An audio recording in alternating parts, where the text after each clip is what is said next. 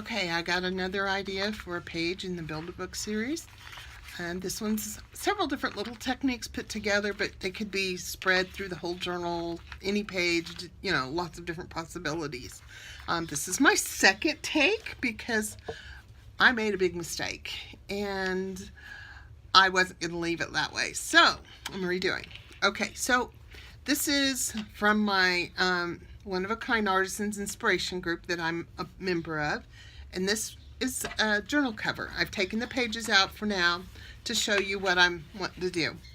This would also be a great page in our journals, but we're going to do it just a little bit different because I want to show you how to have two separate pages and how to work them into your journal. So what I've taken with this, and I did have a video on this. I hope you've seen it. If not, that's okay because this kind of covers it too. This is a heavy-duty stabilizer. Again, I don't know what the name of it is, but I know it's got a name because I've heard it. I just don't use it enough. This is something I've had around the house for a while.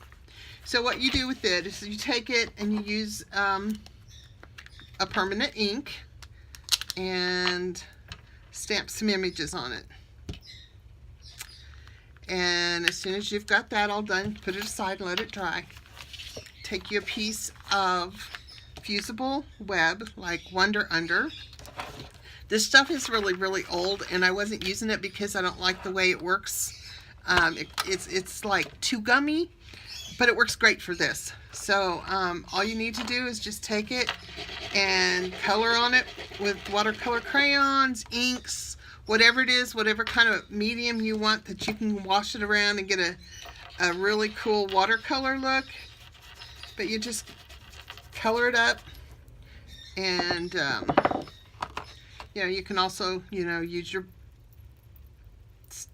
crayons as a paint palette, and if you get it wet enough, you can pick up the color and just spread out color. That's all we need to do. Again, set it aside and let it dry. Yeah, that's the hard part. But the really cool part is after we use it, the paper it's on, it makes a really cool extra thing that we get without realizing it. So after you've let this all dry, you take your painted and dry fusible bond and you fuse it to your stiff stabilizer and let it cool, and then you pull off your paper, your release paper. Now it's just kind of slicky and smooth. It's not sticky or anything. And so what we're going to do now is we're going to add things to it. Some of the things you can add, this was really fun. I did some organza. Again, I just used watercolors and acrylic inks, and I just made it in whatever color and splotchy and swirly. This one was a little bit different. I wanted it to be more splotchy.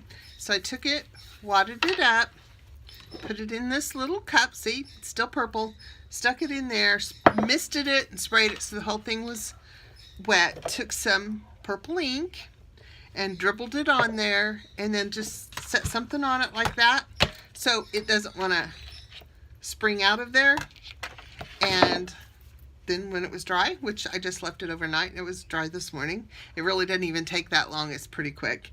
I had this really cool organza with color. So you would take your stabilizer and you can take little bits of paper, fabric. Now mind you, this is all decorated. Let's go back to this one. Okay, so you take all your really cool little stuff like this and you put it where you want it.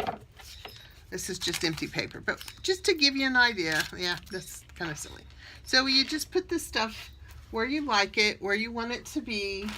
You can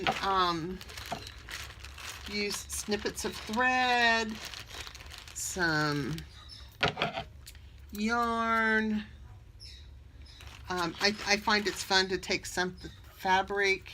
Now these aren't my good fabric scissors, so they're not really doing much more than chewing this up. But take something like this and just cut it up and do it right over that and let it just kind of fall where it may. or open it up. You can just dump them, or you can just arrange it however you like.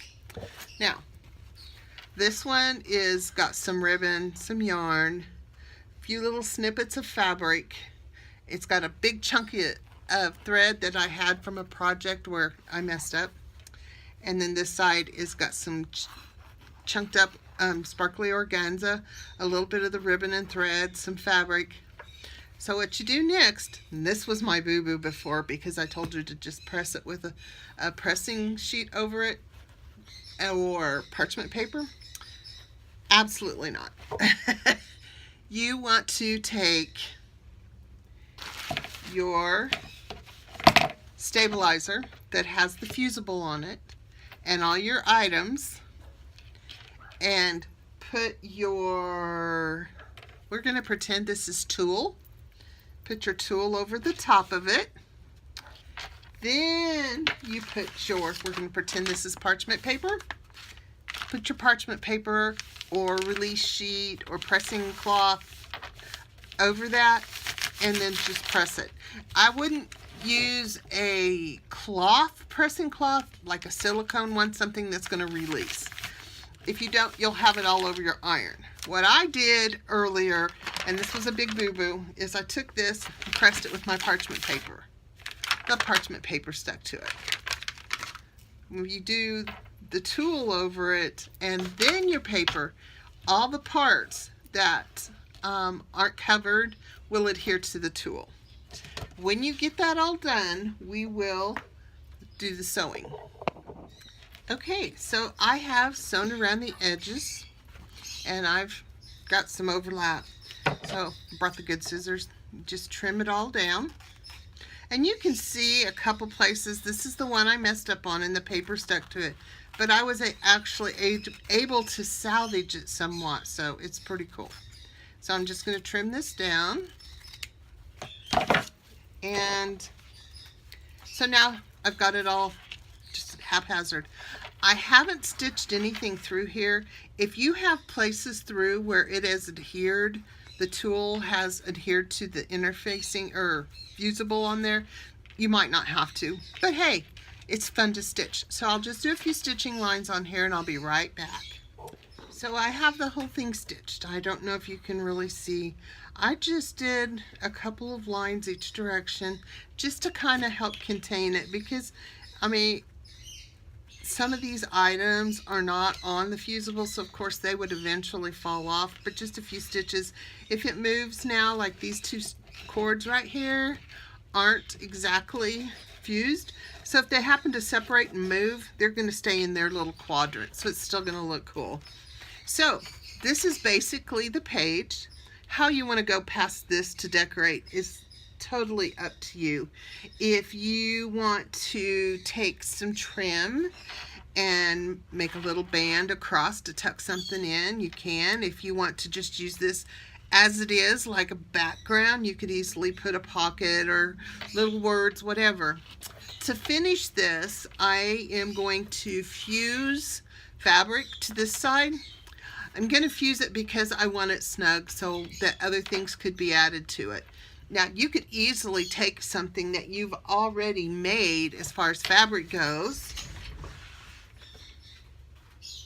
like something like this, and fuse that to it, and you would have a decorated back also.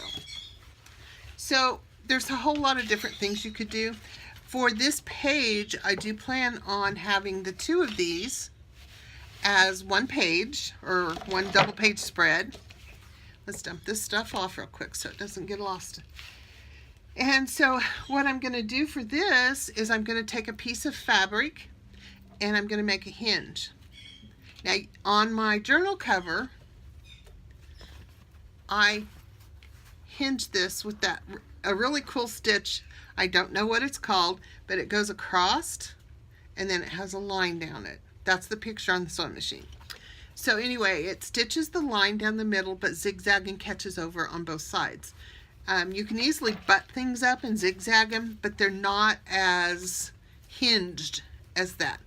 Well, if you do this and you're sewing it into your journal, you're really likely to bust some threads or have too much bulk to go through. So I'm going to make some type of fabric strip to be my hinge, and that way when we sew it into the journal, we've got that. So let me finish these and put it all together, and I will be back to show you more of what I mean. Okay, I'm back, and I have finished my pages almost. There they are, stitched and zigzagged around the edges just to give it a finishing look. I fused just an unbleached muslin on it, decided they needed a little pocket. This was just some stuff I trimmed off of another project I was working on. They were just a long strip, so I just sewed some lace on and made a pocket. Now I can write on this because it's fused down. It shouldn't move too bad. I could draw on it, paint on it, whatever it is I want. So it's kind of like having a blank space in your journal, yet there's always room to tuck a little book or a little journal card in there too. And what do you think of this cool lace? I got this at the Dollar Tree. 3 yards on a spool. I thought it was pretty cool. So now what I need to do is make a hinge for this. I'm using another page that I already had done so that I can make it somewhat the same size for my journal. It's not life or death. And I'm going to do this, and because this is white, I think that I'm going to make the hinge on this side so it blends with that side, because when I sew it in, most of it's going to be gone. But the cool part about sewing it in and seeing some of it on the other side is just another surface to doodle, draw, or paint on. So what I'm going to do is I'm using a piece of fabric that I've jelly printed, and I'm going to measure this up so it's pretty much the same size. Not, you know, it's not rocket science. I'm okay if it's not. Okay, so that's not quite centered. I got this much and this much. And so, yeah, I kind of got to center that. It will drive me crazy if I don't.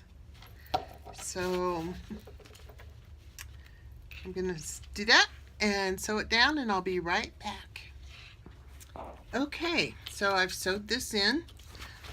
This is what this side looks like. I've left this little bit because I might want to fold that over and make it, you know, a little stronger on the edges, and I don't know. I'm just leaving it for now. That doesn't mean it's going to stay. So there's the page, and when we get ready to sew it in our journals, and you know, this is our journal cover, we'll be able to sew it in, and it will have this cool little spine be stitched in like that, and so it'll flap, and it won't have all the bulk of this heavy stabilizer to go through. So I have a couple more page ideas. I'm probably going to get one more video up in the next few days, and then I'm going to work on sewing them in so you can see how to do that. That doesn't mean we have to sew them all in at once. Thank you.